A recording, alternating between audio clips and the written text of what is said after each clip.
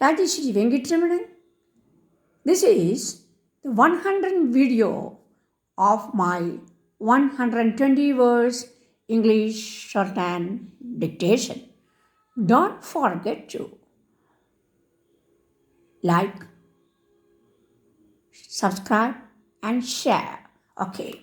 Before your invitation came, I had also thought a meeting of this kind is necessary, particularly in view of the terms of reference given to this Finance Commission. The terms of reference are arbitrary and are loaded against the interests of the states. This kind of arbitrary action on the part of the Union government cannot be tolerated. I suggest that the National Development Council should consider and approve the terms of reference, as otherwise the central government will change the terms of reference according to its own convenience and to protect its own interests. We will have to work out an alternative set of terms of reference. It is not enough to say that the terms of reference to this Finance Commission are not satisfactory or these are not just. We have to suggest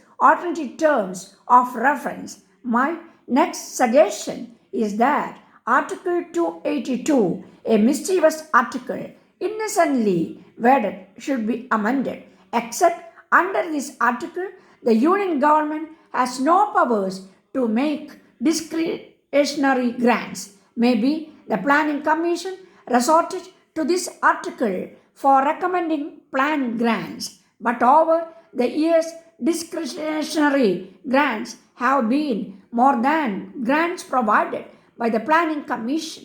They are more than one third of the total grants. These are made purely on a political basis to earn political advantage and to distribute political patronage. So, this Article 282 should be amended in such a way that the Union government will not exercise it arbitrarily and misuse it.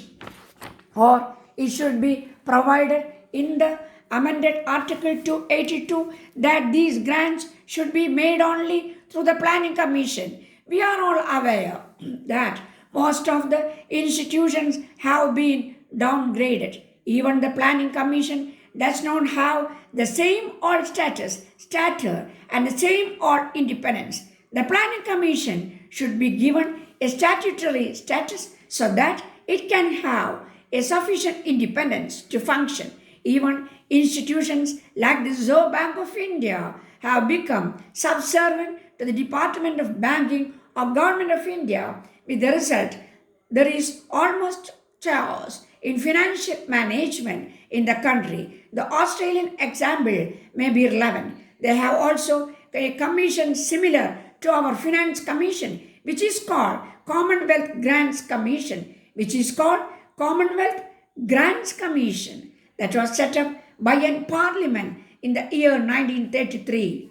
Our Prime Minister is making sport grants. Recently, when he visited Nagaland during the election campaign, he made an announcement that the Union government will give a grant of rupees 30 crores in connection with drought relief in that state. He goes around the country making on the spot announcements of assistance.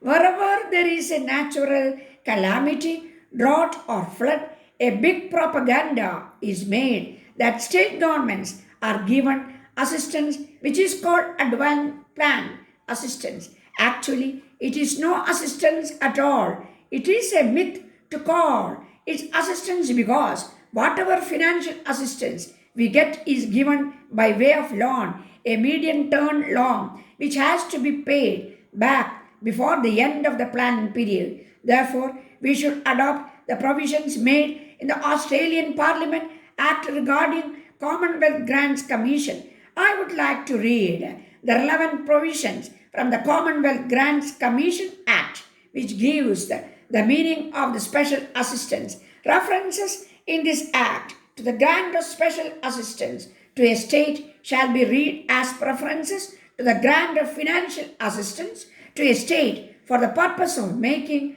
it possible for the state by reasonable effort to function at a standard not appreciably below the standards of other states. The terms of reference of the Commonwealth Grants Commission also clearly indicate the mean of special assistance. The Commissioner's assessment should be based on the application or the principle that the respective basic general review grant to which the states are entitled should enable each state to provide without having to impose taxes and charge at levels appreciably different from the levels imposed by the other states' government services at standards not different from the standard of others. Letter dated 2nd 19 December from Standard Paper Products, Bangalore, addressed to all the concerned. Dear sirs, we have great pleasure in introducing as one of the India's foremost companies in the field of printing stationery with a well-equipped ultra-modern printing facility of our own. We are in a position to produce and supply all your stationery requirements in connection with the implementation of the Government of India Apprentice Training Scheme under the said Act and Amended Act to cover the trade, technician and graduate apprentice. We also cater to the stationery requirements of industrial training institutes implementing the Craftsman Training Scheme. We are pioneers in this field, having developed the concept of supplying such ready-to-use stationery, standardized the various material required under these schemes, produce them economically and in a handy form, and made them readily available to various organizations all over the country. The inestimable advantage that our range of high quality stationery offers you is a significant saving in this and efforts.